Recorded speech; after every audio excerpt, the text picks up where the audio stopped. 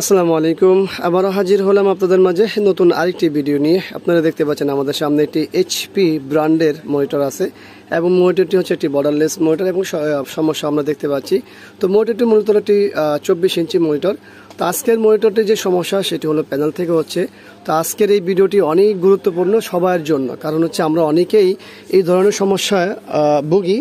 তো অনেকেই চিন্তা করি যে এটা রিপেয়ার হবে, অনেকে চিন্তা করি এটা রিপেয়ার হবে না। তো আজকের ভিডিও জুড়ে আমরা দেখানোর চেষ্টা করব যে যদি রিপেয়ার হয় সেটা কি কারণে হবে, আর যদি রিপেয়ার না হয় সেটা কেন রিপেয়ার হবে না, সেই বিষয়গুলো বিস্তারিত তুলে দেওয়ার চেষ্টা করব। সঙ্গে থাকুন, ভিডিওটি ফুল দেখুন। চলুন ব্যাকপার্টটি খুলে নিই, আমরা দেখে নিই, তারপরে আমরা বিস্তারিত বলবো। কারণ হচ্ছে এখানে কয়েকটা ধাপে আমাদের আগে বাড়তে হবে, এরপরে আমরা বলতে পারবো যেটা রিপেয়ার হবে কি হবে না। আপনারা দেখতে পাচ্ছেন শুধু একটা HDMI ব্যবহার করা হয়েছে, একটা VGA আছে, একটা DC পোর্ট ইন আছে। এইখানে কোনো স্পিকার বিল্ট ইন নেই। আর মডেল দেখতে চাইলে এই হলো মডেল, আপনারা দেখতে পাচ্ছেন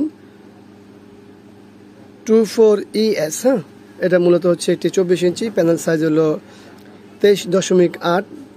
তো যাই হোক, আমরা ব্যাকপার্টটি খুলি তারপর দেখি।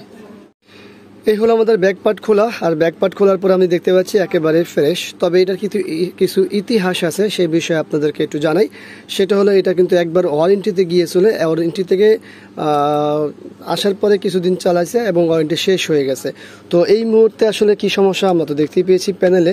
তো আমরা ওই বেসিক বিষয়গুলো আগে দেখব যে আসলে ঘটনা কি, এরপরে আমাদের তার অন্য কাজ থাকেই, সেগুলোতে দেখলেই বোঝা যাবে যে আসলে আমরা কি করতে পারি এটার জন্য। তো আমরা পাওয়ার দিয়েছি, আমাদের পাওয়ার সাপ্লাই পাওয়ার অন হয়েছে এবং এখানে আমরা দেখতে পাচ্ছি এখানে বেশ কিছু লক্ষ্য করার মতো জিনিস আছে। এখানে এই যে এই জায়গাটা আপনি দেখতে পাচ্ছেন মোটা করে একটা দাগের মতো। তো এটা দাগ ঠিক আছে, কিন্তু আমরা এই সমস্ত জিনিস থেকে অনেক কিছু বোঝার চেষ্টা করি যেটা রিপেয়ার হবে কি না। এটা হলো বাইরের থেকে, কিন্তু আমরা যখন ব্যাকপার্ট খুলি তখন আমরা ফাইনালি বলতে পারি। তো চলুন আমরা এইগুলো সব ওপেন করে দেখি। ডিসি টু ডিসি আইসে কতটুকু গরম হয় বা কি আসল বিষয় সব কিছু দেখে আমরা নির্ণয় করতে পারবো। ডিসি টু ডিসি আইসি একেবারে স্বাভাবিক গরম হচ্ছে, যেটা নর্মালি হওয়ার কথা ততটুকুই হচ্ছে, এর বাইরে কোনো কিছু হচ্ছে না। কিন্তু এখন আমার ডাটা চলে গেছে, যে হাত লেগেছে, যার কারণে আমরা অফ করে অন করে দেখি। পাওয়ারটি খোলা হয়েছে এবং পাওয়ারটি লাগানো হলো, পাওয়ার সাপ্লাইতে পাওয়ার অন হয়েছে।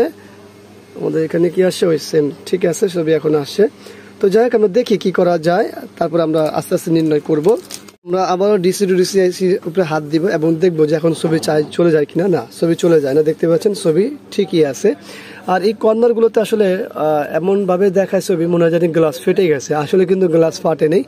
আর সাইডে কোনো গ্লাস গরমও হচ্ছে না, যেহেতু গরমও হচ্ছে না আমরা বলতেও পারছি না যে গ্লাস শর্ট। তো এই অবস্থায় আমরা যেটা দেখতে পাই, যেহেতু এটা এর আগে ওয়ারেন্টিতে গিয়েছে, তার অর্থ ওয়ারেন্টিতে তো কাজ করেছে, আমরা বললামই আমাদের গেট ভোল্টেজ নিয়ে কাজ করেছে। এখন বিষয় হলো যে এই মুহূর্তে যে সমস্যাটা আছে সেটা কি সমাধান হবে কি হবে না, এবং এটা কিভাবে নির্ণয় করব আমরা যে এটা হবে। সর্বপ্রথম ভাই, এই মুহূর্তে যেটা সমস্যাটা আছে সেটা হলো আমাদের এই যে কফ আইসি, আমাদের এই যে কফ আইসিতে সমস্যা, আমাদের সাইড কফ বলি বা যেটাই বলি আমরা যেভাবে চিনি, এটা হলো কফ আইসিতে সমস্যা। এই কফ চেঞ্জ না করলে এটা রিপেয়ার হবে না। আর আমরা কি গ্লাস শর্ট বলছি? না, গ্লাস শর্ট না, কারণ গ্লাস কোনো গরম হয় না।